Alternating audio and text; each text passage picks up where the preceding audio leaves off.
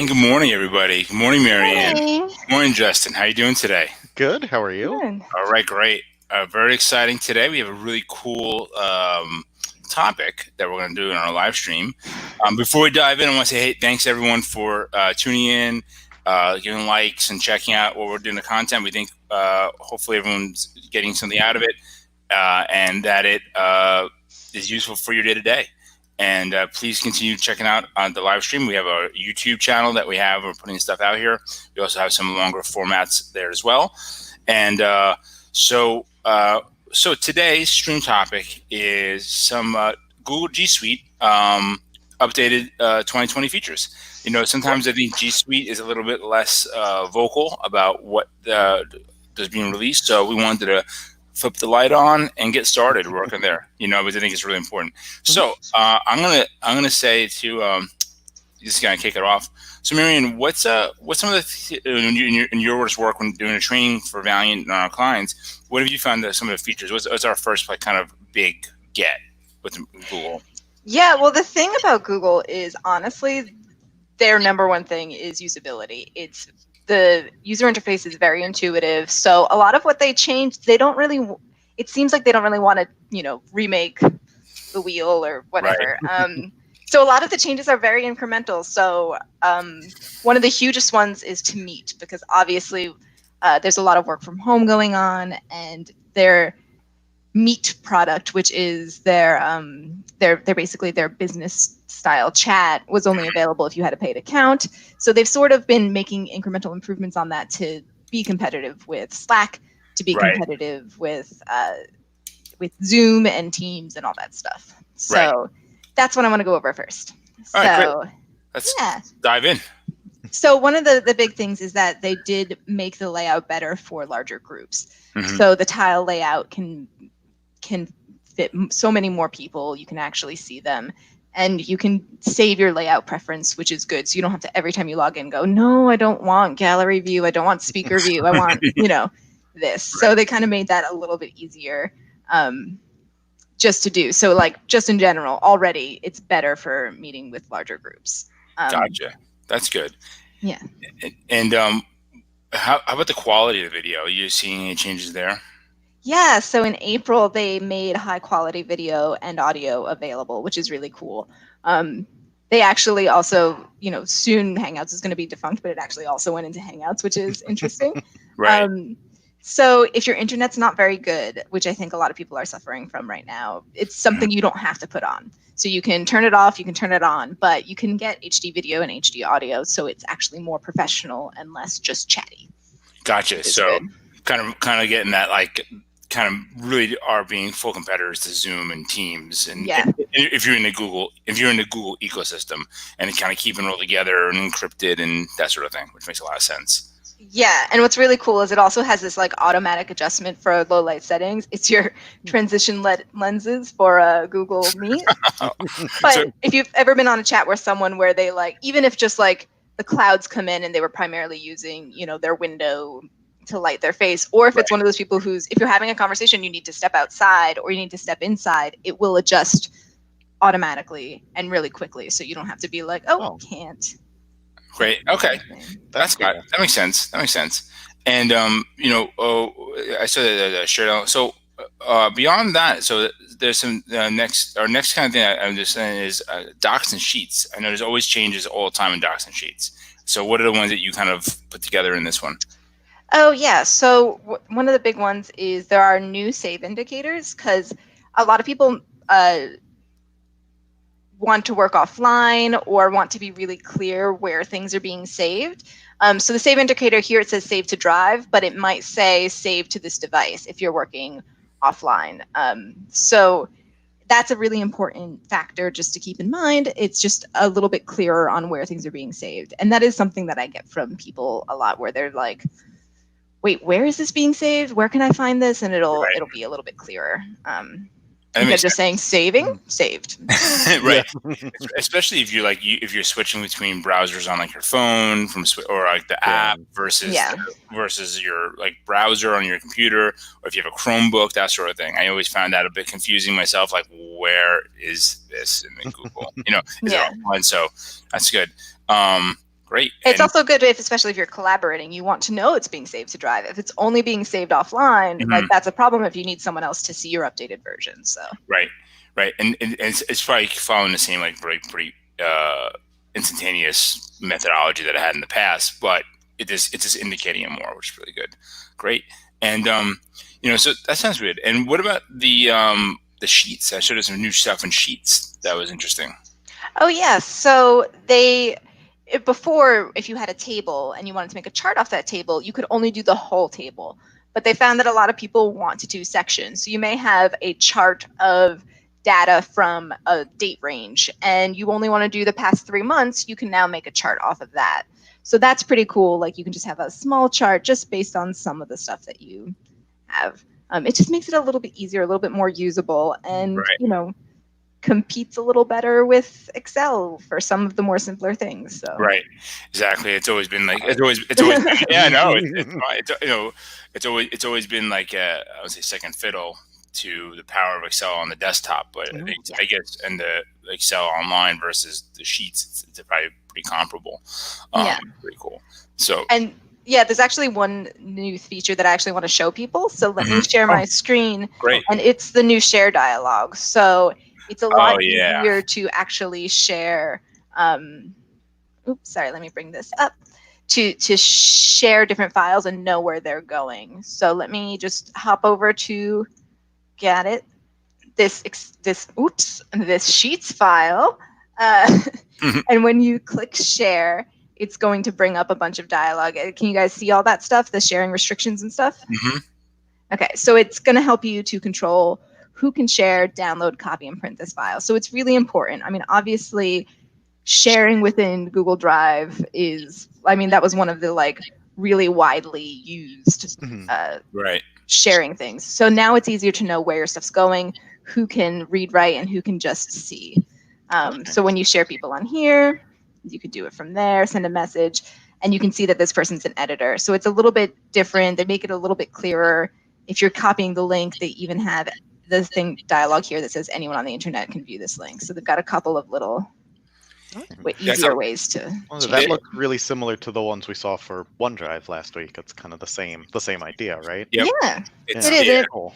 Again, it's all about usability because you could edit these things like going down a rabbit hole of options and settings, but this just makes it so much easier. Just from here, I'm going to share this with someone and I want them to be able to comment, not edit. There we go.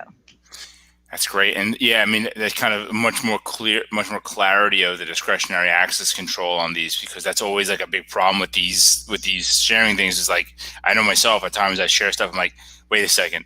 Did I share like the whole document? And the other day I was doing something in another application and I had that like, I think I need to make a whole new file. I can't just share one piece of this, So you have to be really kind of careful. It's interesting. And that's great. I mean, I always found the Google one the Google one's like almost too easy to share, where you share stuff that you don't want to. So that's great. That's very cool. That's great. I think we should definitely put that on the site as a KB, like a new, like updated. I'll work on it. Yeah. Perfect. Yeah, no, that's a great. I think that's like a super important. It makes it much easier for things like, I mean, me personally, I might write a novel for NaNoWriMo and then want someone to edit it, but I don't want them to make changes. So they can just be a commenter, not an editor. That's right. 100%. And that actually is a question I have for you. I don't know if you know the answer, Marian. Are these features, are these only in the G Suite like professional, or if you have like a free Gmail account, does it still do that sharing?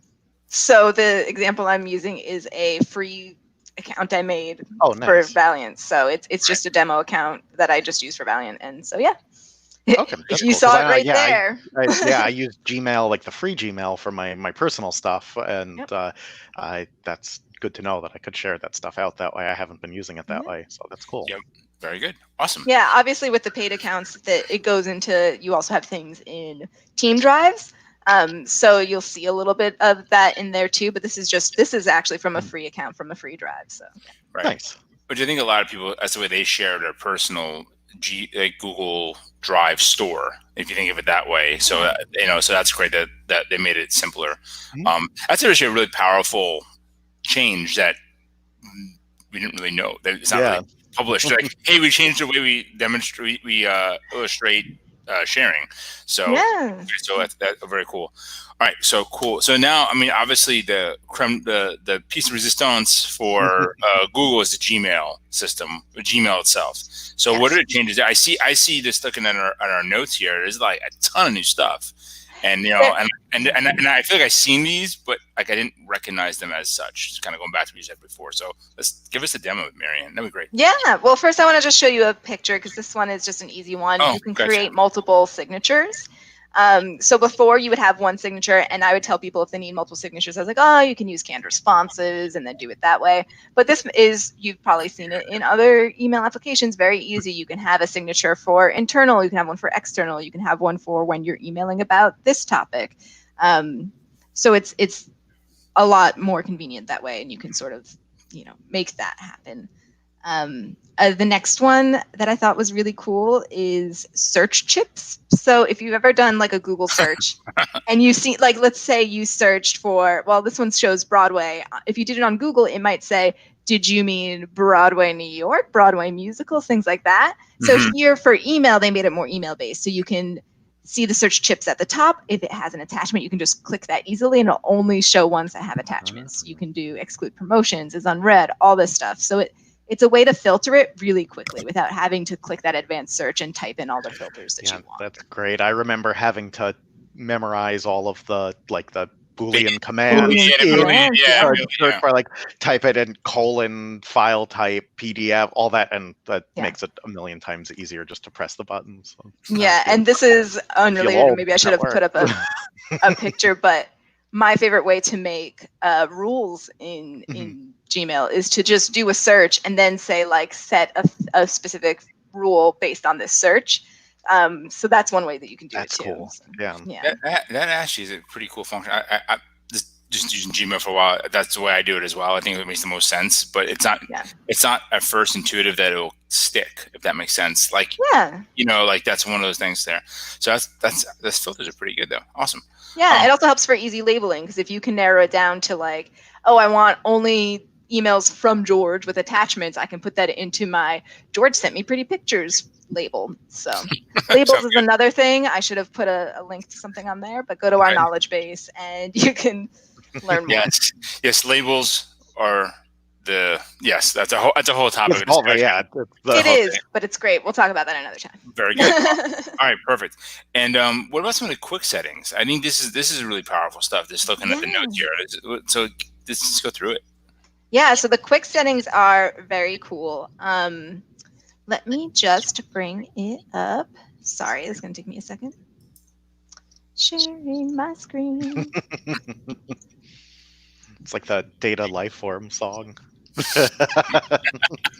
I like it. Cool. Oh, sorry, I've got that up. So quick settings. If you click settings, it's not going to open the whole dialog to bring you to all the settings. It's going to first open up the quick settings. You can click see all settings to get to the full settings you saw before. But if you just want to make it a really quick change, I know a lot of people really like having split pane. So I'm going to scroll down to that. And that's also, we wrote an article about a lot of changes people like to make Google look a little more like Outlook. But you can do this to get split pane really easily over here. You can do below, right, and it's really easy. Turn off conversation view. That's another one that people love, and it's just so quick now. Instead of having to go to the settings, scroll down, find the thing that you want, enable it, all that stuff. So it's pretty cool. That is much faster than it used to be. Wow. Yeah, definitely. And just pretty backgrounds too. Right. Those eggs? No. What those are? Yeah, that's confetti. I mean, on a serious note for the pretty backgrounds, I do use those because I have more than one Gmail account, and it makes it really easy to visually distinguish between this is my personal one, this is for this other thing I'm working on, this is a Valiant account that I have set up for testing, just to know that based on that. So, and that's cool that that's right there. Yep. Yeah. That makes a lot of sense. And actually not quick settings, but when I was trying to put this together, I thought it was quick settings, is down here, this little arrow, show side panel. So I made a whole a KB series about using the side panel, but it just brings up these other, I want to say quick actions, but it's almost shortcuts. And you can the new thing that they added was that you can do more than just view your calendar now. I'm opening this one up. You can actually edit straight from here. Oh, that's so you can great. open it up, start making edits. Check this out. I'm going to add JP. Oh, I don't have his email in my thing. Oh, there it is. Don't look. It's his email. Okay. And then save and send and all that stuff. So. Oh, and there was the Meet invitation piece down there too. It's pretty cool. And just to kind of call it out. Just immediately, you can attach a meeting. Just so that you can have it as a video meeting, because obviously JP and I are not getting lunch together today in person. Unfortunately. No, not yet. Not yet. Soon, though, hopefully. We'll see. Yeah. Phase 4, I suppose. We'll see how that goes. That's very cool. So beyond the calendar thing, what you guys have some sense of what's coming down the pike from Google? Predictions, thoughts? What do you have from your research? Well, the one thing that I saw on the Google Update blog, but isn't released until July, is that you'll be able to use Google Meet directly in your Gmail mobile app. So you'll be on your computer, you'll see that email, you'll be on your phone, you'll see that email with the link to the Meet, just like we were saying you could set up, and you click it and it just opens in the same application. So you don't need to oh no, let me get a new application, let me make sure I've got the meeting code and all that stuff. You could just click it and it'll open up and you can start talking. Cool. I thought that was pretty cool. That's been a major I'd say failing issue with the G Suite and Google offering, is that there hasn't really been that uniform chat, meeting, video conference calling platform. They've had a billion of them together, and they keep making new ones and getting rid of old ones. And somehow Hangouts is still around, even though they've been, deprecating it for 2 years now. So I think the real big get for Google and for G Suite is going to be a real unified program for that, where chat and video conference and calling, voice calling, all that stuff is in one place, kind of similar to like Teams or Slack. There just really isn't a good contender with G Suite yet, and I think that's going to be, at some point they're going to roll that out, and it's going to be a really good tool. And then, exactly. I mean, it's part of like an integration to make it much easier to move forward. And just think about when you're in a Teams meeting and someone throws up the link or a Slack, and you throw the link up there. It's just part of the modern kind of like hybrid workplace where you don't really know where anyone is at any time. It can be anywhere. But it doesn't much matter, and it's really important. So that's great. I mean, that is definitely like a thing that we're hoping to see, and put some content around that as well. So, I remember, I think it was when Hangouts first came out, one of the things they did was like those Snapchat filters. So I want them to bring that back so that we can have Meet with potato filter. Yeah. Sorry, I had to. Meat and potatoes. All right. Sounds good. to bring it full circle. All right, good. So I think that gives us a kind of a good overview of it. I know we're going to put some new KBs out together. You guys have anything else today? Or that's a lot of content, actually. A lot of changes. Yeah. I mean, they're always doing new changes. Again, they're very big on user interface and usability. So it's cool to see even just like the little changes that can make a huge difference of convenience and productivity. I know for me, as soon as we're done here, I'm logging into my Gmail account and turning on that calendar thing. Yeah, That's me awesome. too. That's great. I didn't realize it was there. Yeah, me neither. I'm going to use, I keep switching back and forth in different tabs all the time. So that's going on right now. Well, if you need a step-by-step instruction, I did make a KB about that published yesterday. Great. Oh, awesome. That's great. Thank you, Marianne. All right, cool. So I guess for today, I think we'll kind of wrap it up. I don't think. I'm sorry. I think we have a question here, a comment. Thanks. And picked up on my. Yes. Thank you. I thought that went. I thought nobody picked. I thought that went nowhere. I'm glad. Okay, I'm gonna rewatch this video and catch it. Thank you from our founding alumni, Andy Soderberg-Rivkin, from Sunny, California. Thank you, Andy, as always. Pleasure. And we actually have another live question here. Hold on. That's great. Matt, you have that? Perfect. So this is from John Branda, a longtime client of ours, a friend. What's the best way to manage multiple Gmail accounts, including ones with your dedicated URL, say 4? So you still use and have access to suite of products, an email client. You can send out Chrome on a Mac. Suggestions. That's a tough one, John. I don't know. I'm going to leave to these experts here. Well, I will tell you they are making improvements on that. I know, I mean, years ago, if I needed to access 2 different accounts, I had to use like incognito mode or a private window just so I could be on 2 accounts at once. And obviously, they've made it now so that you can see multiple accounts at once. If you just go up to the top corner and click Add Account, you can add those. They also are getting better at first when they started that. If you say you were in your main Gmail, but you also had your secondary Gmail open, and then you open Drive while in the secondary Gmail, it would just switch back to the main Gmail, and you'd have to open Drive again. But they've made it much better so that when you, I'm sorry if it's a little confusing, but like when you open from Drive, from the secondary email, you're in the Drive for that email, which is great. So I think they are making incremental improvements. If JP, you want to talk about some sort of other tips on that. Yeah, so. the biggest thing that I do is you should use the multiple users, sign into multiple users in Chrome itself, and then switch between those users. You don't always have all of the windows open all of the time, but you can still be able to be segmented and be in it without having to do incognito browsers where it's not remembering all your stuff. And the good part about doing it in Chrome is that it'll sync, you know, when you have the users, it'll sync your bookmarks and sync all that other stuff too, so you can stay signed in that way. And other than that, the other way is I'm signed into Chrome usually just with my one primary account, and I'll have multiple accounts that I'm logged into, and I like to do the different backgrounds so that I get an idea of which one I'm signed into and just switch the tabs. That is a great idea. You do run into some security issues, though, depending on how items are shared. If there is a way when you're sharing particular documents or particular files from, especially from somebody who has a G Suite Enterprise, you can make it so that the user who's opening it can only be logged into one Gmail account or one Google account. The idea there is to prevent data leakage, so copying that file from one to the other. I don't know that there's a way around those restrictions, because when that's happening, that's by design. So that if that's happening, your best bet may be to open that in an incognito window or open it in another browser. Yeah, exactly. I'm a big fan of the multiple Chrome profiles for different Gmail accounts, and never twain shall meet, because you can get in trouble. Yeah. And one other thing that actually just looks like a different topic on Gmail profiles, you can't use Gmail enterprise or business accounts for any of their IoT devices. I don't know if you guys knew that. No.